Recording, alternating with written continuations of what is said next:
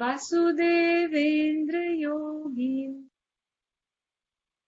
नत्वा ज्ञानप्रदं गुरुम् मुमुक्षूणां हितार्थाय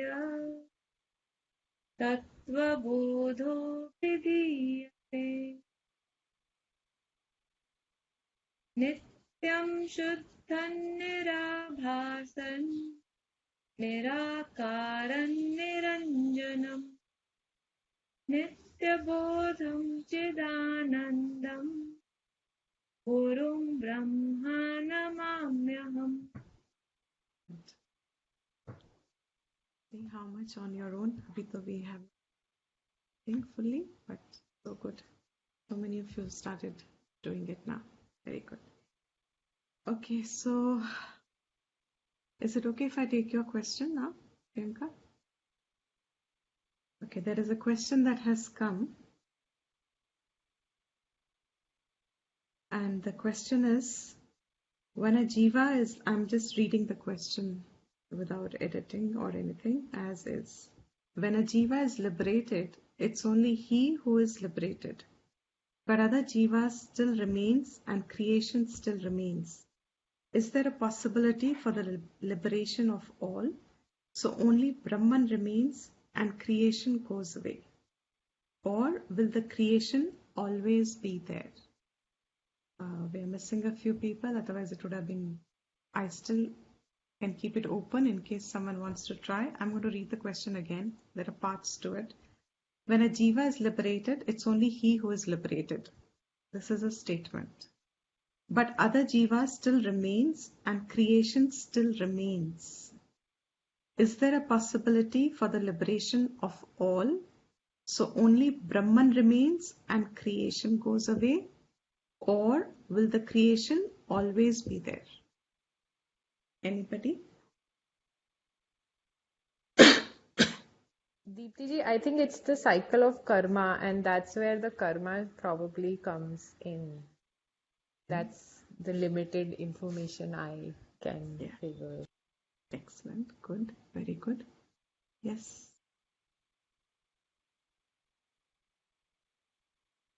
Mike. Your mic is off. I feel that, liberation is a very personal,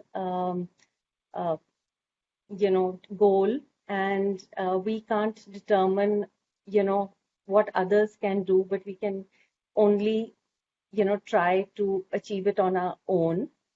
And I think it's the creation, the physical, whatever is the creation that is, doesn't go away. It's our internal boundaries or, whatever that we cross, and it's more an internal growth than an external change. Excellent. Excellent. Both of you. Yes. So, when we say Brahman alone is the truth, and that alone is, it is a statement of fact accepted from the Shruti, Vedas being the Praman, valid means of knowledge. The idea is, will the creation ever, let me take this, is there a possibility for the liberation of all? And I'm presuming you mean simultaneously, so that entirely, if everybody gets liberated at one time, yeah. So then obviously the creation has to disappear. Let's take a hypothesis. Let's take a Harry Potter situation, kind of an imaginary situation that, all of us are realizing at a particular time and a particular moment, there can be a school of thought which also, correct. Very good. Yes, Shruti. So I'll just read the answer here also. So whoever, if the presumption is that everyone is realized simultaneously, will the creation disappear? Hypothetically, yes. Hypothetically. because it's a hypothetical situation that everybody will realize at the same time. I mean, everybody will get Atma Vidya at the same time. So if you presume that everybody is getting it at some point, so why this question becomes relevant is because if you understand that there can be many schools of thoughts, many people, many opinions in the world, which are going to say at a certain time, at a certain nakshatra, at a certain kal, at a certain yuga, under this avatar, under that god, under this, or say certain religions without naming, they'll say there is a savior, you just surrender and that Bhagwan, that God will save you. The whole humanity is supposed to surrender. So, hypothetical situation premises wherever there is Brahma Vidya, there is no creation. Creation dissolves away. Okay? But when I say creation means physical creation, that means there is no opportunity for a physical creation to come, which means Brahman alone is. This is the primary state. When you saw in that graph over there, Brahman changelessly stays through creation, Maya is, etc. Now, in this hypothetical situation, we are taking the stand of pre-creation. In an Upanishad, there is a statement which says, before creation, I alone am. I alone am. Before the creation, what was there? Sat alone is. Before creation, there is only Sat. That Sat is Brahman. That Sat is existence. So, the real thing from Brahman Drishti, there is no creation at all. Never. Not now. Never. From the standpoint of Brahman, there is no creation even now. That's what I said yesterday also. From the standpoint of Brahman, there is no creation. And that's a very difficult statement to gulp down. That is why the Vedas starts the education process, because it is telling someone who is already experiencing a creation. And this creation has been set forth. How? Anadi. The cycle is, yes, based on karma, very well said, both Divya and Malini, correct, absolutely. It is started from non-recognition of yourself as who you are. Keeping that in mind, it is never going to be possible that everyone simultaneously liberates themselves. So then what is the outcome of that? Outcome is creation will always be there. Then what is the other outcome? The other outcome is, yes, there is one time when you can say there probably may be no creation at all, is just as how at an individual level, whatever cycle the individual is going, the same cycle happens at a microcosmic level. Same cycle. What is the time when there is no creation for you? Sleep. Sleep. When you sleep. Absolutely excellent. I'm so happy. In sleep, there is no creation for you. That means, what is the time when there will be no creation in a macrocosm? When the entire creation has taken pralaya, is resolved as if in, there is this portion where you'll hear a word sometimes, yoga nidra. Gods have taken yoga nidra. There is a time when there is resolution of the creation between two phases of creation, which is, I forget my numbers, 3 lakh, something. You all know this through Google, Chatur Yogas, and then that many kalpas, and then that huge one main creation in which has sub creations, where this cycle will not end, just as an individual's life cycle say 60, 70, 80, 100, whatever, each person. In the same way, there is a cycle of creation, one created cycle of certain Chatur Yogas will not end. But at a particular point when Brahmaji's day and night is over and certain days and nights so-called in mathematical proportions, whatever that turns out to be, there'll be a resolution of the whole creation. Which means just as for you there is no creation in sleep, but does that amount to you being realized? In the same way, that this is hypothetical, everybody is going to realize at the same time. Therefore, even when there is no creation, where is everything sustained? In the unmanifest state, in Brahman, Advitiyam. It still remains unrecognized, potential creation is still there, and based on this, each collective bundle of karma that has to manifest, an entirely new creation can manifest. And in that cycle of new creation, maybe there are different elements also, maybe there is something else also. The whole cycle will be a different cycle, can be a different cycle. So yes, A answer is hypothetically it is never going to possible, though if you take it just for argument's sake and intellectual clarity's sake, if it ever happens, the answer will be there'll be no creation. But that is the state which is said is pre-creation already. There is no Dvaitam. It is only Brahman. So once this is recognized, individual is the only one which is going to have that internal change. And Malini, you put it very well. It is that internal development alone. Your vision changes of how you see the world. And each person has their own discernment and their own cycles and their own capacities and their own karma phala sometimes that they have to go.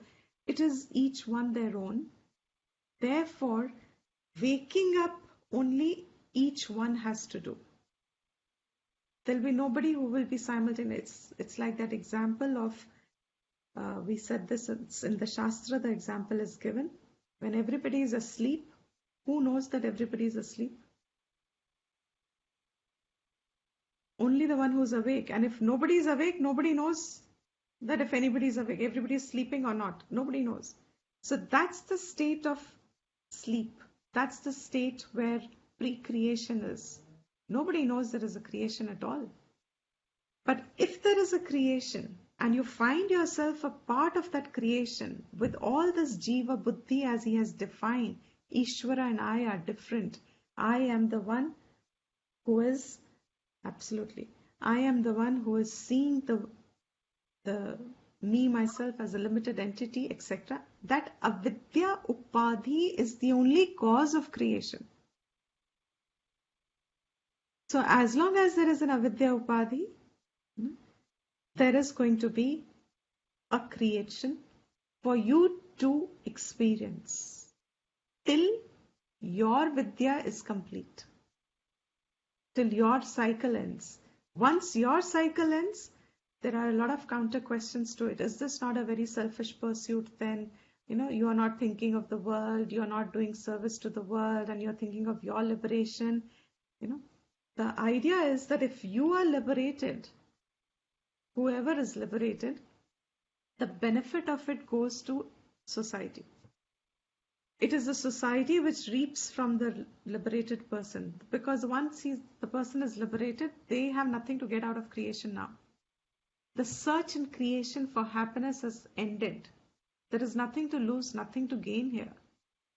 They are one with it. So who benefits from it? In fact, it's the highest form of service that comes from Brahma Vidya. It becomes the highest giving that can be possible, highest service that can be possible when there is Brahma Vidya.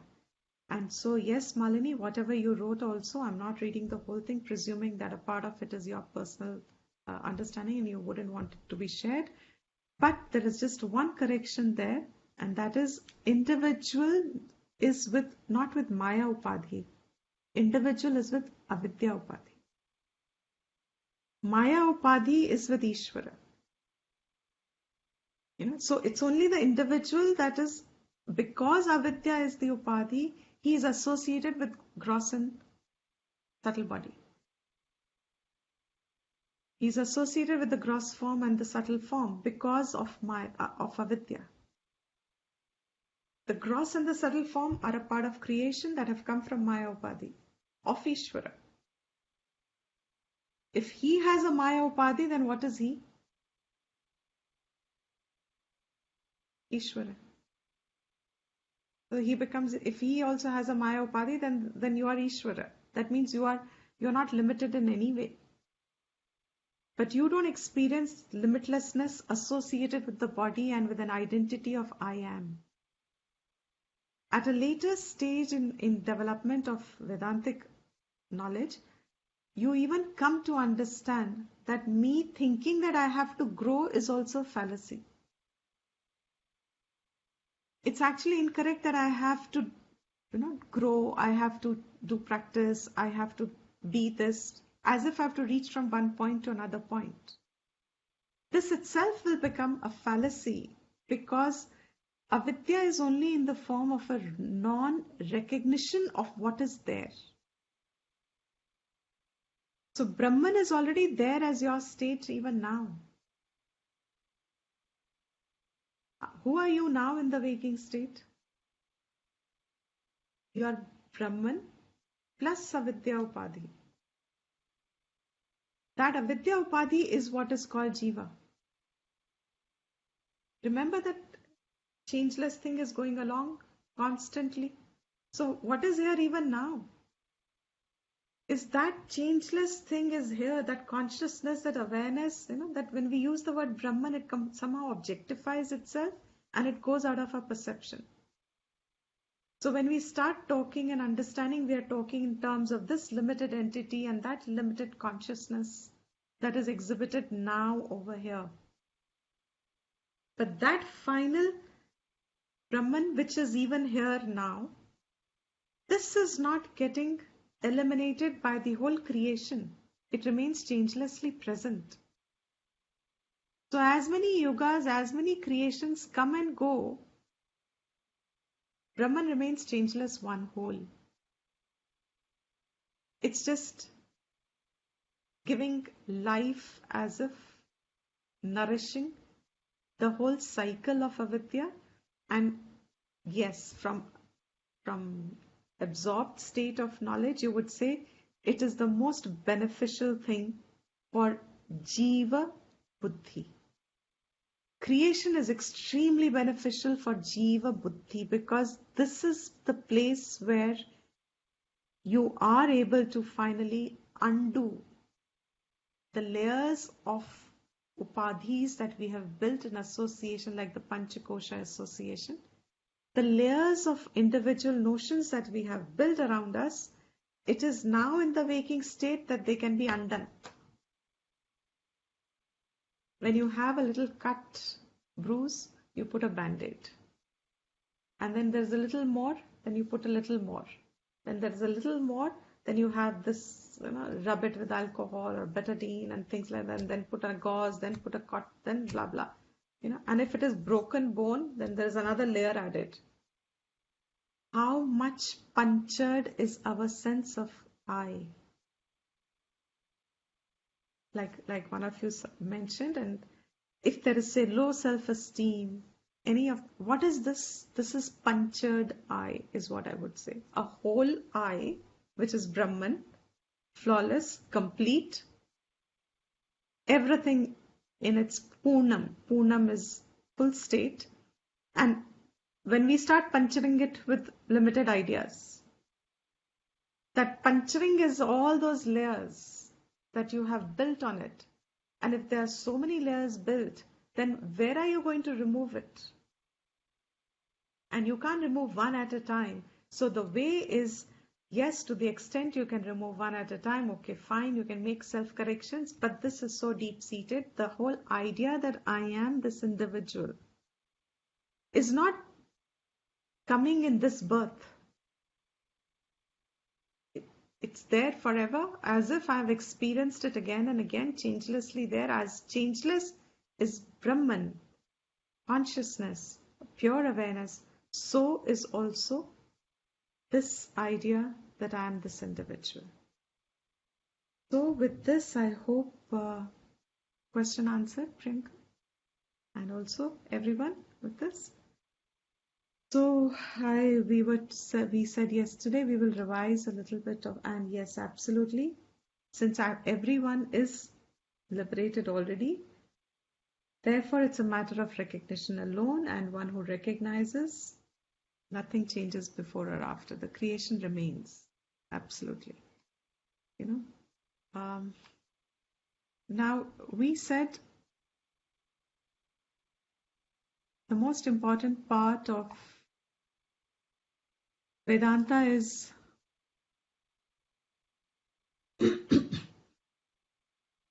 to make the self-correction. I just said, supposing I say I have a low self-esteem. Low self-esteem means I have an undervalue of myself. I undervalue myself. Supposing, it's just an example. Or someone can have a very high self-esteem, which is also out of the normal scope of who you are.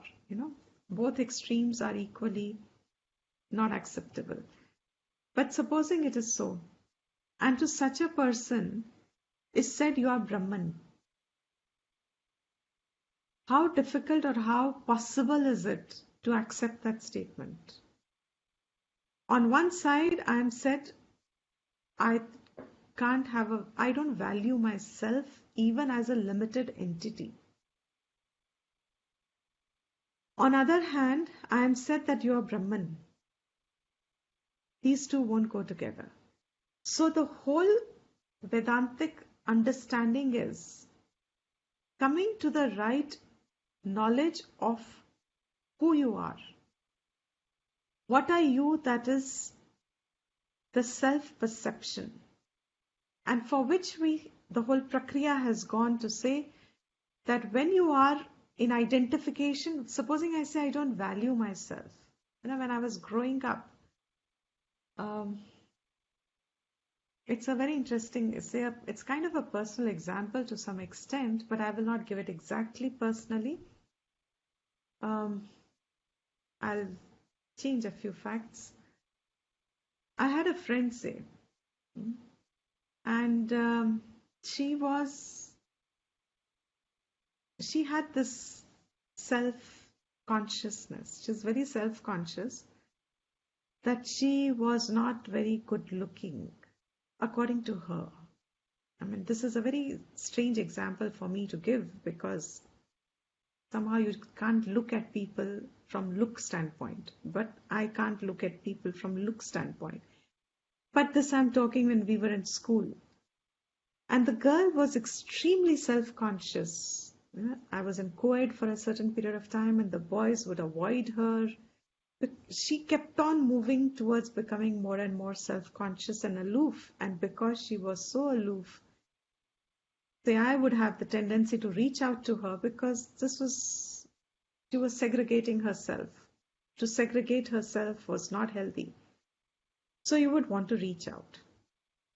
Now, while the conversation was going on, I would try to bring her up in something or some activity, etc., etc. And she had this entire idea in her mind that was fed into her by some close member in her family that she was not good looking.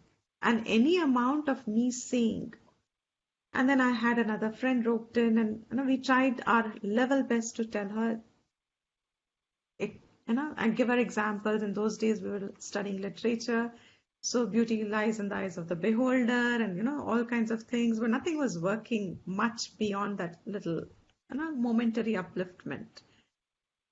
And you realize that such is the weaving of individuality. It's an example. When you objectify the example, it's like a case study.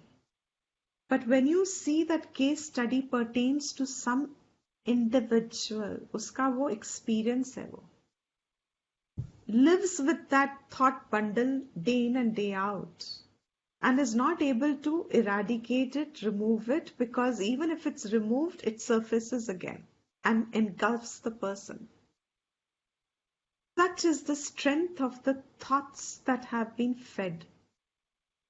The identity has been made by the strength of the fed thoughts. These kind of a self-conclusion, is it right or is it wrong? Is it absolutely, I will again say imaginary? Can we see it as an imaginary thought process? Is it a fact that she is not good looking? Is good looking a criteria for self-conclusion? The whole And yet concept is imaginary, I feel, it is. It is. of good It, looking. it is absolutely imaginary. Yet everybody operates on it. The society moves on it. There was a study a few years ago, I read it. There was a study that who are more successful in the job interviews was not just qualification. It was your presentation of who you are. It was how good looking the other perceived you to be. Those that were perceived to be more good looking had a higher success rate of qualifying in a job interview compared to the one who was perceived not good looking from somebody else's views, but had even a better qualification. Now, what I just examined, take this as a case. I'm coming to Mahavakya, I'm not out of the context at all. Here lies the understanding, the gravity of this statement. How much are we wired inside to allow physical perceptions to rule our actions and reactions and emotions and responses? Now, someone who just concludes, I am not good looking, and society is operating on what they're looking at. If someone crosses this and says, no, the person is not just the looks. What is a material inside? इंसान सोचता कैसे, इंसान का character कैसा है, इंसान का behaviour कैसा है, इंसान की थिंकिंग कैसी है, yes, I cannot know the person's thinking, but there are certain characteristics, etc. What you value, supposing there was a contradiction between looks and character. There was extremely good looking person, but a very flawed character. And there is an extremely good character, but not good looking to perceive. What would you pick up? How would you gravitate? How is anybody? See, now this is where your internal growth will happen. Supposing a choice like this confronts you, what will you? You can only choose one. Correct? You will be given. Sorry? No, sorry.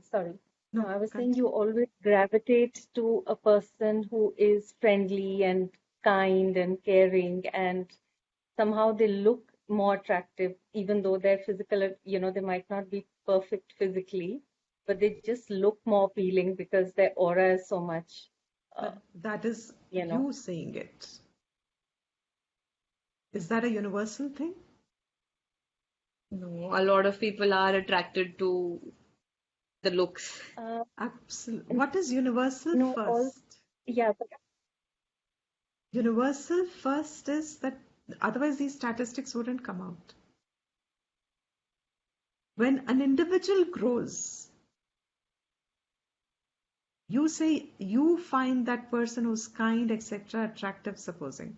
That means you have grown into a higher value. which is more lasting. Excuse me, kindness is more lasting than features.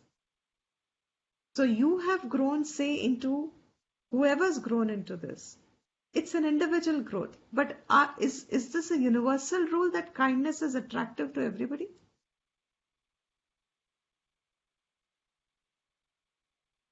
I think it's not a universal rule. It Mostly is people are affected by looks at least in the first instance, they go after the look. at least in the first instance. That's correct. It's a very difficult thing to accept because when we have grown, these things don't even register to us. इंसान की शक्ल दिखती भी नहीं है. That's the beautiful part. In fact, I always used to say before in a physical class, especially in the beginning, like all of you, most of the times I don't even know how many of you are there in the class. Even now, virtually, I don't remember. I don't know how many of you are because I'm not looking at the person. I'm transacting at the level of knowledge and I am seeing who's receiving knowledge or not receiving. That's all my criteria is. Who's able to absorb the knowledge, who's not absorbing the knowledge, who's having difficulty for the sake of making it easy for the person. The look is not even registered. It takes a little time if someone has to say, "Acha, shakal dekh ke naam ko," somehow it takes a shift of frequency in a way, you may call it, but it takes a little while to say, "Acha," etc. Now, what is my point I'm trying to arrive at? That there is a certain self-judgment, self-conclusion. Even if you say the character is external, there were 2 points. The first point I was coming to is when you are saying that I value the character more, like yes, there may be 2 situations where there is a character better but looks compromised. There is another situation where looks are good but character compromised. You can choose one. What are you going to choose? Will it be with pain? Will it be effortless? Will there be a conflict? Or will you just naturally go towards character? Let me make this even more difficult. And along with character and looks is also not very well off. Doesn't have a lot of money. Versus good looks, very comfortably placed in society. There are comfortable, more than comfortable existence, but character में थोड़ा सा flaw है. What will you move towards? You will have to make a shift in a value structure in yourself. How painful or painless is it to stand by just the highest value? That you will leave that giving up of the non-important value, non-essential value. Money, yes or no? Not essential. Yes, money is important, but is it compared to character? No, certainly not. There should be no doubt. But is that the way we find choices being made in life, especially at the time when there is looking for partners stage of life? We may have all crossed that stage very well. Now, this difficulty of self-correction, this possibility, not difficulty, this possibility of self-correction, self-view correction. When I am actually making a correction of saying I will operate on choosing character over looks, it is actually a self-correction. What am I strengthening? I'm strengthening my way of looking. I'm strengthening a value which is permanent. Tattvam asi. We have finished the theory part of this to some extent, the understanding part of it. But the manan has to happen for knowledge to take place. What is the manan happening? me without my upadhi, who I am. And then when I am in the prayerful mode, why do I pray? And yes, you've correctly got that point, Malini. Prayer is introduced, or some higher devata is introduced, so that this jivatva buddhi is kept curtailed. It's a very, ahankar is a very fine devil. It's a very fine, very sukshma, you know how, I don't have the exact example at this point, but it comes from, okay, sometimes you find in this season, even from the concrete, there is this little grass growing, or, the whole, say your whole walkway is concrete. And yet from a little crevice, there will be this little plant life originating. कहीं से भी निकल के निकल रही है. अहंकार हम लोगों का, क्योंकि identification with body and senses is so powerful कि वो कब कहां से जीवत्व बुद्धि स्ट्रेंथन होनी शुरू हो जाती है, that somehow misses us. And if you don't have the constant cognition that jivatvam is only one speck in the universe, jivatvam is entirely mithya, entirely an incorrect thing. So where is my question of me having self-esteem low or high, or good looks or bad looks or good character? Where is the whole question of it? Yet to make that correction in the light of the knowledge of who Shastra says I am, if I am Sarvagnya, Sarvavit, Sarvashakti, Sarvavyapi, is form even a criteria? Is the waking even a criteria of my sense of reality? Is waking and my waking experience even a criteria for my sense of reality? The question connected? If I am completely in the waking state, my waking reality tells me there is this character, there is this looks, there is, I have a life to live, I have this, all my wake struggles are there. That means from moment to moment, means I am only living a life with jivatva drishti, and that jivatva drishti is manifest in the waking state. But if I have Shastra Vidya, I understand it is manifest in the waking state to help me to recognize that this entire jivatvam is false idea. But instead, what do? We strengthen the jivatvam idea. And because we strengthen it, it remains. That portion will now start when we come to it. But this self-correction of who I am I tall, am I short? I remember, again, I'll go back to my school, because all these were done only at that stage. When you're growing up, you have all kinds of self-identity crisis, even as jivatva drishti. And one of another friend's short, so having a lot of complex because you're short. And for those of you who know that I have a little physical structural impairment, it was so difficult to communicate. It still is difficult to communicate. That how beautiful is it to just look at it as a level of the body. It's not your impairment. The height of the body, the weight of the body, the color of the body is not your color, is not your weight, is not your height. Mahavakya Vichar starts from simple things like this. You can't do big Vichar of I am Brahman and continue to hold the idea that I have a problem because I'm not good looking. And I remember many years ago, all this dark circle, and people, why don't you do something? Cut out your carbs, do this, you dark circles, and especially when you get less sleep or you get.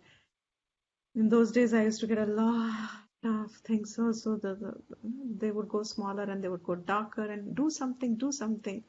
And this is even when you were a student of Vedanta, you have to be presentable. Your mind is saying on one hand, you're saying this body is just a vehicle. इसको मैं आज बचा भी लूंगी क्या कल बचा लूंगी as long as I can see what is more valuable. And then if somebody is going to be there in the environment who's saying, oh, but dark circles and blah blah, well, what has happened? You just revealed your nature. If you're going to judge me on that, what have you done? Am I making sense today? Yeah? Or am I Yes, not? ma'am. Yes, you are. Okay. Great. Because I just feel A lot of sense. more than normal, I'm sure, from one standpoint. Now, Brahma Vichar कहना बहुत आसान है कि all this is Brahman.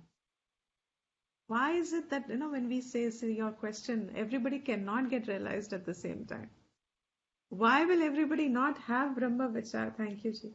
Why will everybody not have Brahma Vidya at the same time? Why will everybody not be liberated at the same time? Because there are so many layers of self-correction. And you have to live it. You have to live it for a period of time. You can't waver on it then. And that's what he's going to talk about as Jivan Mukta. For life, you will live with this recognition that I am not going to be judged by my body. I will not judge myself at all based on what my body is. Yes, whatever I have to take care, so you won't find me unpresentable because I have a vyavharik drishti to take care of. But if you're going to tell me that I must value my identity based on what kind of a body I have, or what color of the body I have, or what weight of the body I have, I'm sorry. You are absolutely in the realm of samsara. There is no liberation here possible. Forget it. We are talking theory completely after that, and we'll then just to continue with all this vyavhar and nice feel, and I will probably, will be nice. You have to continue everything. Yeah, 1 second. I'll just finish the statement. So, what is Brahma Vichar? Tat Tvam Asi. Is a huge, that's its Mahavakya. It is not just a statement saying that you're not the body, because if you're not the body, you identify with, say, the character of a person. Now, I will not look at the body, but I will look at whether you're a jignasu or not. I will not look at your age, I will not look at your gender, I will not look at your background, but I'll look at whether there's a jignasa for knowledge or not. Now, there will be something you will pick up in creation for vyavhar. That what keeps us interacting has to be some limitation. The individual who is just, like I was giving the example, unpeeling, is just unpeeling the layers that we live with. And these are not individual who lives with, these are universal. Individual crosses them. So if you find not valuable to hold on to, say, looks alone as a criteria of a person, well, one step ahead. You've unpeeled one layer. But that doesn't mean everybody's unpeeling them. And that's fine. Everybody has the same equal right. So the world is fine in its own place. Now, Brahma Vichar means these thoughts that are layered in me, my conclusions about myself, they start with the world giving me conclusions about myself. Have I first corrected them? And these are so many, and I'm telling you, Vedanta is one beautiful knowledge that can make you derive infinite layers of knowledge from there. All knowledges can spring from here. If you understand that whatever society is valuing me from that drishti, have I freed myself from at least that? That I'm not going to be affected whether you call me I'm good looking, not good looking, I'm tall, I'm short, I'm this, I'm sorry. I am free from it. I am not affected, and you must mean it that I'm not affected by it. It's fine the way you look at me. It's perfectly in order of creation. That I'm not going to be good for everybody. That I'm not going to be liked by everybody. That I'm not going to be valued by everybody.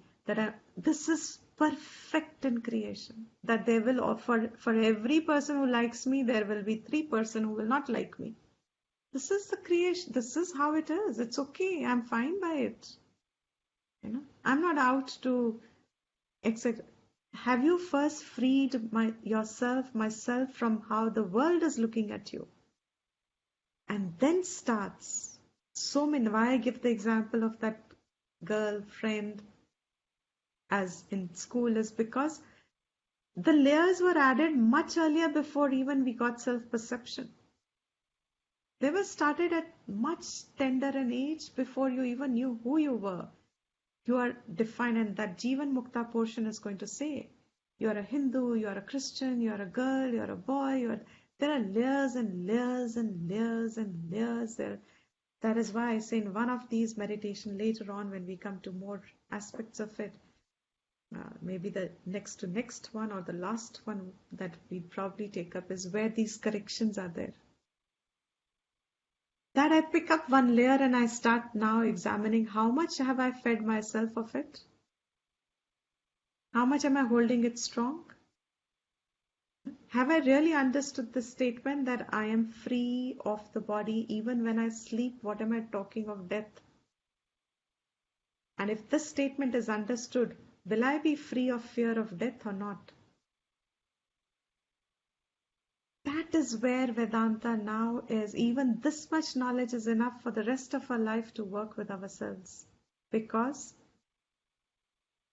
freedom first from how world has seen us, then how many layers we allowed even when we did not know ourselves in Jivatva state. Jivatva is still not, child is still not fully self-conscious. Layers have already been put in. Ab aap ye ho, ab aap wo nahi ho, ab aap aise ho, ab aap aise ho. There was some movie I think that came or somewhere I read or I don't know what it was, that even while the child is just about born, the parents are already planning ye doctor banega, ye engineer banega, ye banega. The adults are doing that, and in recent times I did it with someone also. A Vedanta student banega. अरे उसका Vedanta student क्या बनेगा, वेदांता ब्रह्म विद्या बनेगा खुद. And you realize, my God, how much layer can it go? And I am not doing all this to all children. Was it 3 Idiots? No. Maybe there will be many like that, I'm sure. But how much are you impacting the person's sense of individuality? And we are growing up with it. We have formed. And when you see your teenage life, when you see how you grew up, how much have you associated? Now, on one hand, Shastra says you are Brahman. A fact.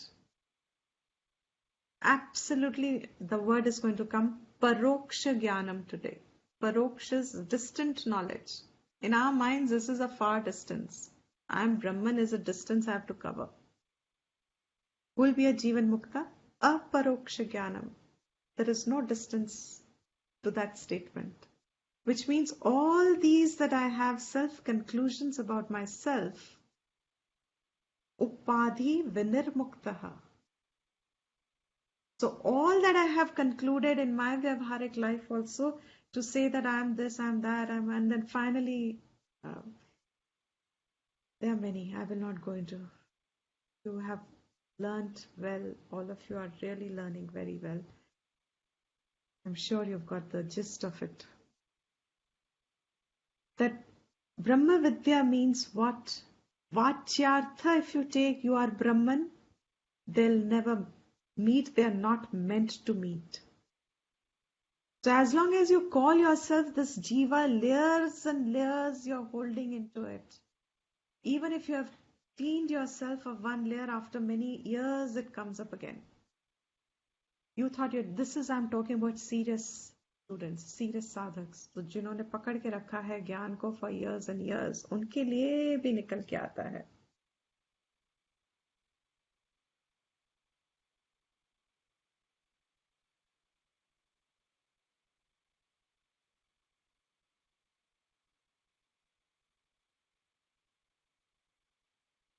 No, the clarification is that Vachyartha, as it is presented, seems to. I'll just come to that. Let me finish this and then Priyanka, and then I'll just take this. So the layers and layers and layers that I am added on is what actually I am working at slowly. Every time the thought comes up and I find myself bound, or I find myself agitated, or I find myself disturbed, or I find my mood's gone off, or I find कुछ तो हिलता है हमारे sense of individuality में. In a day बहुत कुछ हिलता है. And if somebody has, of course there's a lot more knowledge, prakriya and acquired clarity, but to the extent we have clarity, say now, to that an extent is the correction possible? And then you'll find that much freedom you have. And then that much freedom you have. So how it takes, even Shastra says sometimes, one lifetime may be adequate, but it may not be adequate also. Because the layers of individuality, on one hand I'm saying I'm Brahman, but on the other hand, and it really applies to everyone, there's almost no exception to it, that we may continue to talk big things in Vedanta, but deep down, what are we holding ourselves as? Individuals. So Brahma Vichar is making the correction in the light of the knowledge. Even this fact that this is consciousness and that consciousness is steady in the three states of my experience. Creation is only my waking state. I am aware of my three states, avastha, traya, pariksha. All the three are like that. I am there, existent. So how am I going to be afflicted by just the waking state and experience? Will my affliction not reduce? I'm not saying it will get eliminated straight away, but will it not reduce itself? Most of the people that you, for many years, you were talking, listening, in a way, addressing problems people have, thinking that knowledge will, specific knowledge till you get Vedantic knowledge, etc. You just realize that problems replace each other. They just replace. Life goes away. There's only replacement happening. 5 years this, the next 7 years this, the next 10 years this, then 3 years this, then that. It's transferring. There's a transference of this internal avidya on external situations and things and people. You transfer it. That's the upadhi. That transferring on which you have done. And that conclusion is the upadhi that has happened, where you have said, I am this. And Brahma Vidya is holding steadily with the correction. So supposing I have corrected this much thought that I am not going to allow myself be judged by people on my physical appearance. And that will be not straight away a correction. There will be a stage in external world where you will be finding yourself different, because wherever you're born best suited for your growth in that lifespan. That time and space where you are born in this life associated with this body is best suited for your growth. for that time span. So it's not every stage you cover is going to be one whole layer. It's one whole mountain that you would have crossed, etc. Okay, I will not go into that too much now. Yes, Priyanka, you were saying something at that point. So I get it that we shouldn't be bothered if somebody is judging us by the looks. But again, it's one life and we also want to make the most of it. So we want to take care of the body, not necessarily looks, but generally a healthy body. And Absolutely. I'm not denying, like I said, I also said that you won't find me shriveled hair and without a bath here and you won't find me non-eaten and things like that. It's the reason why you value your body. Yeah, if that's the point I was making. If you're just valuing the body for looks, that is going to be not wrong again. I'm not saying even that is wrong. But in the light of Vedantic knowledge, where you're listening, I am Brahman, supposing, and you have an interest to know what is the truth, supposing, I'm saying, contrast these two then. Not for you, I'm talking about general people. That value will have to replace with something more higher and permanent. And actually we are said, like that's the reason, another reason why we say we look at everything divine. The body is divine. It's not inert. It's housing something very precious. This life is very precious. And it is something that has come to me as a gift. I will do everything possible to make sure I have a healthy body. One of the Upanishad mantras is, may you live 100 years with a healthy body. Nobody would have asked for a healthy body otherwise. Upanishad says, invocation before you start the study, may I have a healthy body. Means I will exercise, I will eat good food, I will eat the right things, I will eat at the right time, because this is seen, one of the attitudinal developments is, it is a temple. This body is a temple which is housing the conscious being. I don't have to go to an external temple. This itself, if I can see it as a temple and as a divine thing, I can, in fact, if you don't take care of it, that is to be taken care of, that carelessness, heedlessness is what is called tamas. I don't care what I eat, and then I'm putting on weight, and then I am now complaining, why am I? Arey, you are not respecting, you're not valuing what you are given. So nowhere in the Shastras said have a negligent attitude. In fact, it's absolutely not growth then. So it's just what your value, when your value, the example was only to say if you're going to judge and value based on these external things which are so temporary and momentary. Body is extremely valuable. And that's why in our systems, every 60th birthday, now it is that I think every year is a different thing, but 18, 16, 12, pata nahi kya kya hai, you just, and then 20th, 21st, and 25th, and then 40th. I don't know if 30th has come in between, 40th. And so by the time I was growing, abhi to khatam kiya tha, ab ye wala, and then, then now 50, and then now 60. Shastra only said 60 first. Not 50 was not even considered. Half century was not important. Shashti Purti. If a jiva has seen 60 years, that is the first padav. Padav as in life cycle. You are blessed that you had 60 years to live. Now what are you valuing? You're valuing life. You're not valuing the body. The life that is expressed in the body is what you valued. So for that, whatever is to be taken care of, has to be taken care of. Exercises, food, everything. Yeah. thank you. And yes,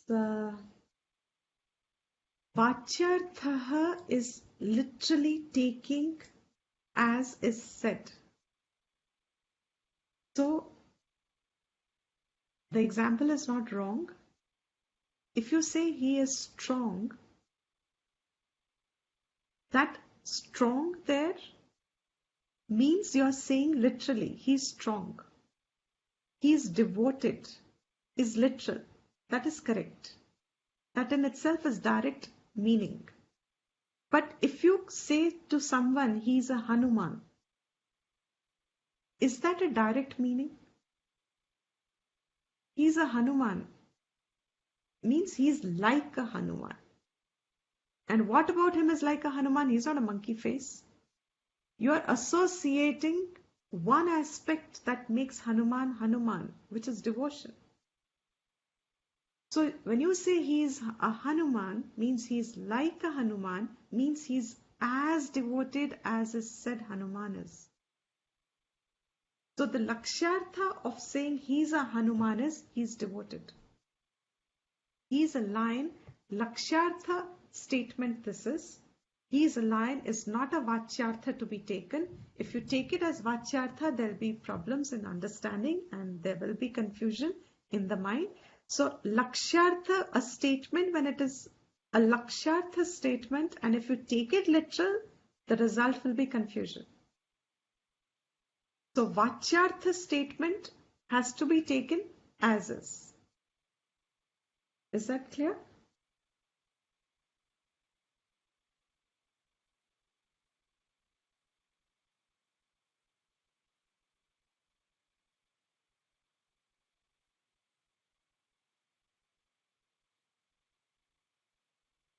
Is that clear to everybody? The difference between vachyartha and lakshyartha? Yeah? Okay. So Yes, it is. Yes. great. And so just to expand that, we gave this comes as a further part of the lakshyartha. Okay, fine. The further part of what are the statements in lakshyartha and how Mahavakya is to be understood. So Jahat Lakshana means you are entirely giving away the literal meaning of the sentence conveyed. And the idea that is getting conveyed is only the implied meaning. You have to take the implied meaning. Ajahat, Jahat means actually the word itself means nash karna, khatam karna. Ajahat Lakshana here means the literal meaning is also taken. जो कहा गया है, that is also satyam. And जो imply कर रहा है, that is also satyam. So in Jahat Lakshana, जो कहा गया है, उसका actual meaning is not satyam. It will give you no knowledge. But what it is implying is what is satyam. In Ajahat Lakshana, the literal meaning is also satyam and implied meaning is also satyam. Shonaha dhavati. Shonaha is red. Red runs. Red runs is not even a complete sentence, but in Sanskrit, in English it is not a complete sentence, but in Sanskrit it is. Shonaha dhavati, because Shonaha is referring to the horse. Red horse runs. A red runs. Red you cannot, because that horse is red. So you've taken the red also, the literal meaning. You've taken the implied meaning, the horse also, and you've got the complete meaning. Red horse runs. Tattvamasi is a very specific kind of a statement. It is also a vakya. Remember, we are talking about types of sentences and how they are to be taken in their meaning. Tattvamasi is also, oh my God, it's 12:15. Sorry. I'll just take a few more. Tattvamasi is also a statement and a statement sentence. How do you take that sentence? The warning is, if you take it with literal meaning, there'll be confusion. That we've seen now, and that I think is clear to everybody. Literal meaning means Tat is Ishwar, Tvam is you, the Jiva.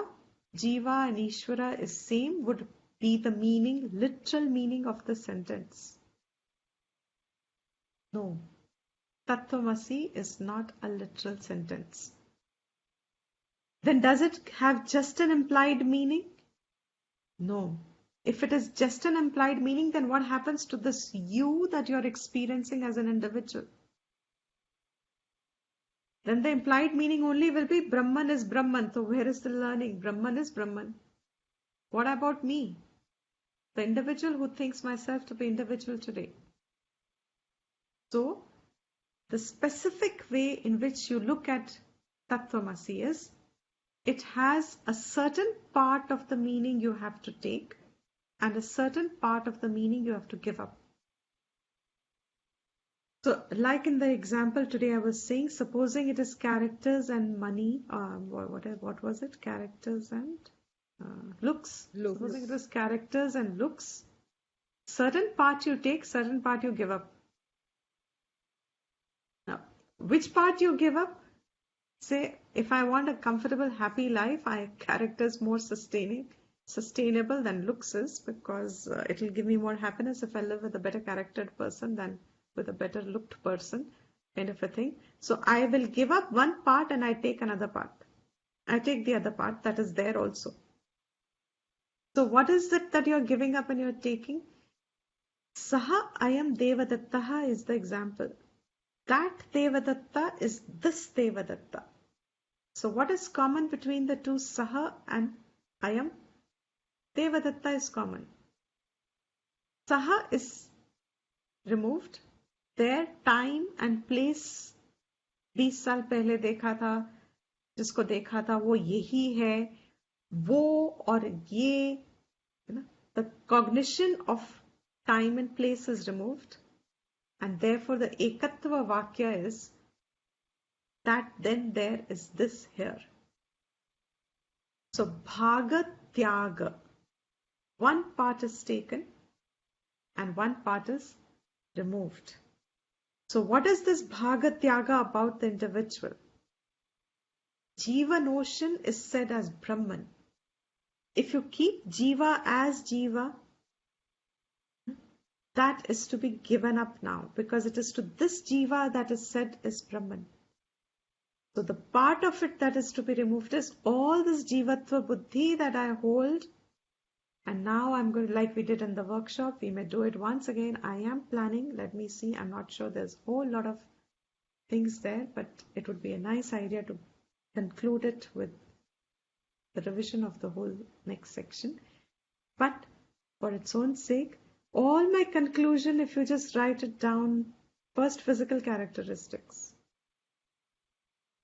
What is it that you will give up in them?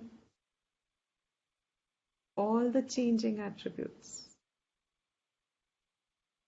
While for Vyavhara, I'm saying, no, you still take care of your, all those things happen, but corrections happening within. The value is beginning to drop within. That is to be understood as Tattvam Asi, Bhaga Tyaga Lakshana. With the help of that, you come to the conclusion that Upadhi Vinirmuktaha, what is free of Upadhi, Ishvara free of Upadhi is Brahman, Jiva free of Upadhi, and which Upadhi? Avidya Upadhi. So when I am able to stop calling myself as a limited entity, it says that help of Vedanta Vakya, which is the Mahavakya, concludes as the Mahavakya. With the help of Mahavakya, Sadguru Rupe Deshena, and I'm saying myself again, Sadguru is Sat Dikhane Wala, जो है उसको सत गुरु कहते हैं. It's not a proper noun. Person is not that. जो सत दिखाता है, सत means सत चित आनंद सत.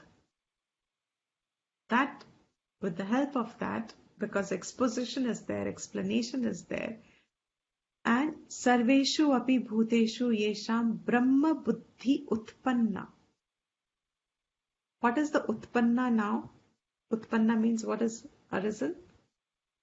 What is birth here? What has taken seat here? Which buddhi do we have Brahma Buddhi, now? Jiva Have Buddhi. Jiva Buddhi. Now, if there is Brahma Buddhi, fantastic, you're liberated. But now there is, most of us would have Jiva Buddhi when we are listening to it. We are listening to the fact that I am told I am Brahman. But the correction of Jiva Buddhi hasn't happened straight away for most. There is a chance that a highly qualified person listens and correction happens. Upanishad takes into account such highly qualified people, qualified highly as in they've done their work in the past, in that sense.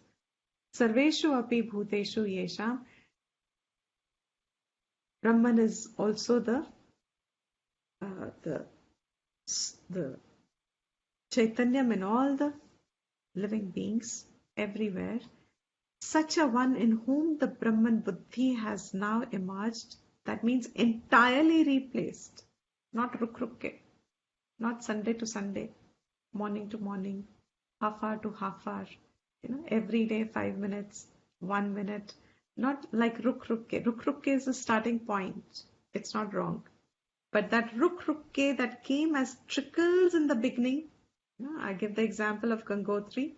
For those who have gone up to the point of Gangotri, it's beautiful to recognize trickles of streams of water.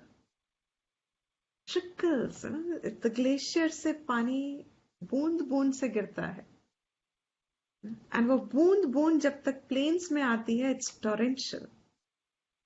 What is that जीव भाव? Torrential. हर चीज में भरा पड़ा है. It's expressing in everything. There's only जीव भाव expressing. बूंद बूंद से ब्रह्म बुद्धि शुरू होती है. That means one odd time in 6 months, 1 year, 5 years of Shravanam will one dent. इतना सा कभी. I'm taking exaggerated case. Even that's acceptable. And then धीरे धीरे धीरे धीरे that trickle starts. By the time Brahma Buddhi is in the plains, means everything is seen from Brahma Buddhi. That portion in the Gita is called Sthita Prajna. The Prajna that I am, Prajna is knowledge, inner knowledge. That Prajna that I am Brahman has now become Drid. This author is also now going to say. Such a one is a Jivan Mukta. And so now the question is, again, someone's going to ask, who is a Jivan Mukta? You said such a one will become a Jivan Mukta whose Brahma Buddhi is Drid, is there now, available.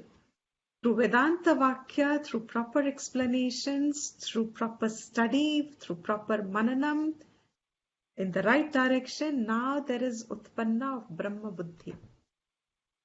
And that is why I am going to constantly keep reminding and constantly keep saying from my end at least, Vedanta is only Brahma Vidya. It has no consideration of how this upadhi functions in the world. How productive you are, how successful you are, how good looking you are, how intelligent you are. By doing this, you will become more intelligent. By doing this, you will get more money. By doing this, you will get more success. By doing this, you will, more. And I joke, of course, and I think I'm in a little, that joke is that more can only be a supermarket. You have a departmental store, more psychologically working. Vedanta is removing the layer. How can I add more layer? It's incidental. Whatever I have is incidental. I'm not no, Vedanta doesn't say you have to give up anything. You are only mentally freeing yourself from the bondages you are holding. It is independent of how much or how less you have. It doesn't matter if you have more or less. That you feel bound is all that it addresses. So, next question, and we'll take this in the next class. Who is said is a Jivan Mukta? Nanu means again our Purva Paksha, that thought of has come. asking who is a Jivanmukta. And this is a very easy one. It is actually in the context of everything I've said today, so I'm going to just start this. Most of Yatha Dehoham, the one who says Yatha, just as when one says, I am this body, Deha Aham, I am this form, I am the body. Purushaha Aham, I am a man, and man includes a woman. It's a species, gender free. I'm a human being. Brahmanaha Aham, I'm a Brahmin. Shudraha Aham, I'm a Shudra, means Varnashrama. Aham Asmi Iti. In this manner, Drid Nishchayaha, I am so and so is Drid Nishchay. And let me leave this as a homework for the rest, maybe for a whole week, if you just observe the sense of continuity. My example always is when I wake up in the morning, how drid is my nishchay that I am Deepti? Does it shake even for a moment? My whole life, once I've adopted that my name is Deepti, come what may, it doesn't take too much effort on my part to remember my name. It's just a name. But that name is me today. It's that drid. That me sense with the body is that firm. So he says, observe first how drida nishchaya, I am this, I am that, I am that. That is what, when someone has, is a jiva. Na aham brahmanaha, na shudraha, na purushaha. When the knowledge is that I am not Brahmin, I am not Shudra, I am not a Purusha, I am not a person. Kintu. But then, who am I? I am not a non-existent, existent, vaporized being who's no longer an ether, I am a spirit. No. Even those who say you are a spirit are still limiting you. You'll start seeing the flaw of all religions and all schools of philosophy. Kintu asangaha Satchit Ananda Swarupaha Prakasha Rupaha Sarva Antaryami Chidakasha Rupaha Asmi Iti. Drid Nishchaya. Instead of the Drid Nishchaya that we have now, the Drid Nishchaya is just the opposite. I'm not this, I'm not this form, I'm not the name, I'm not Brahmin, I'm not gender, I'm not caste, I'm not color, I'm not all, but I am Prakasha Swarupaha Satchitananda, of the nature of pure light, means knowledge. Satchit Ananda Sarvantaryami, the one that is residing in all the hearts, is the center being of all pranis. Chidakasha Rupaha, in the form of the expression of Chitakasha, all pervasive, limitless. Ahamas, that is the Drida Nishchay. In this manner, who is an aparoksha jnanavan, whose knowledge has now become immediate. This aparoksh and paroksh word needs a little explanation. Aparoksh means how today, supposing for a moment, let's just do this. Any one of you say, who volunteer for it.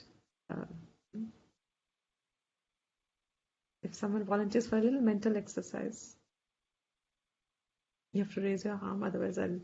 Okay, Priyanka. Supposing I'm just talking to you and forget all Vedanta at this point of time. And I just say, oh, hi. Who are you? Hi. Are you? What did you say? Priyanka. See the Drid Nishchay? Hi. Who are you? Priyanka. I think I've seen you somewhere. Where did I see you? There. Yeah. I saw you in that more shop. You were shopping more. No, you were shopping Karl Chetty's. Yes, of course I saw you over there. Now that is aparoksha jnanam. immediate cognition of yourself. That is, there is no distance between your memory and you. Yehi main hoon. There is no distance, no gap. I am Priyanka, and if I ask you where did I see you, I saw you there. I was there. That aparoksh means immediate, owning up. There is no distance, no gap. Doubt nahi hai. Sanshay rahit gyan. Today, that is Sanshay Rahit to me is that I am this person. You say who I am, I'll say I'm Deepti. Which doesn't mean after Gyan I will stop saying I'm Deepti. For Vyavahara, it will continue. But in your understanding, what are you? He says, in those in whom, while they are alive, they have made those corrections. और ये बहुत ही ज़्यादा बड़ी बात है from Shastra Vidya. While you are alive, you are liberated. How are you liberated? By owning up your real nature of life and then conducting your life. It is not that you have had to retire and now you are a limpless person who is absolutely living on roots and nothing else and jo mil gaya. No, it's not that kind of a tapasvi idea of a jnani, which is absolutely false, which is maybe a stage of sadhana. Okay, somebody may need it, acceptable. But what is Gyan? Aparoksha Gyan. The one who has this in the Dhrida Nishchaya, Aparoksha Gyan. I am this Brahman, which means her thought has been corrected. वो thought आता ही नहीं that I am this and that. Thought ही नहीं बनता कि I am limited. है it's gone. It's like even when you are operating in Vyavahar, there is no sense of reality in that thought. This is one of the, in fact, it is not an understandable statement, so let's not try and intellectually understand it. These are statements that are just made to help understand how Jivatvam is firm and Brahma Buddhi is as firm to the Jivan Mukta as Jiva Buddhi is firm to us. Such a person is a Jivan Mukta. So with this, we'll conclude today. And now he will, because he said Jivan Mukta, oh, there was one more sentence. After this Brahmaiva ahamasmi iti aparoksha jnanena. The one who has aparoksha jnana, nikhila karma bandha vinirmuktaha. With the bondage of this karma, he has become free. The one who has a firm buddhi gets freed of the cyclical bondage that karma brings. And so the next section starts. What is karma and how many types of karmas and what is bondage? And then the whole vision will now get clear. On one hand, there is creation, the wheel of the cycle of life, the wheel of life and death, birth and death, day and night, year after year, Kal and Desh. This whole cycle is sustained by just karma. And karma is arisen because of Jivatva. And Jivatva is coming because of Avidya. Therefore, the one who has Brahma Vidya and is nisht aparoksha gyan has of Brahman, for him, Jivatva gone, karma gone, cycle gone, is liberated. We'll continue this. I'm not running fast. I will start the topic again next week. But because this was going in a flow, you can get the whole picture. For those, it may help. Can we conclude? Om Sarvesham Swastirбhavatu Sarvesham Shantirbhavatu Sarvesham Purnam Bhavatu Sarvesham Mangalam Bhavatu Sarve Bhavantu Sukhinah Sarve Santu Niramaya सर्वे भद्राणि पश्यन्तु मा कश्चित् दुःखभाग् भवेत्। ॐ स्वस्ति प्रजाभ्यः परिपालयन्ताम् न्यायेन मार्गेण महिषा गोब्राह्मणेभ्यः शुभमस्तु नित्यम् लोकाः समस्ताः सुखिनो भवन्तु काले वर्षतु पर्जन्यः पृथिवी सस्यशालिनी देशोऽयं क्षोभरहितः ब्राह्मणाः सन्तु निर्भयाः ॐ शान्ति शान्ति शान्ति। So much. From next week onwards, I think the 2 Shanti Pathas that we do at the end, I'm going to hide the slides so that we can do it without reading it.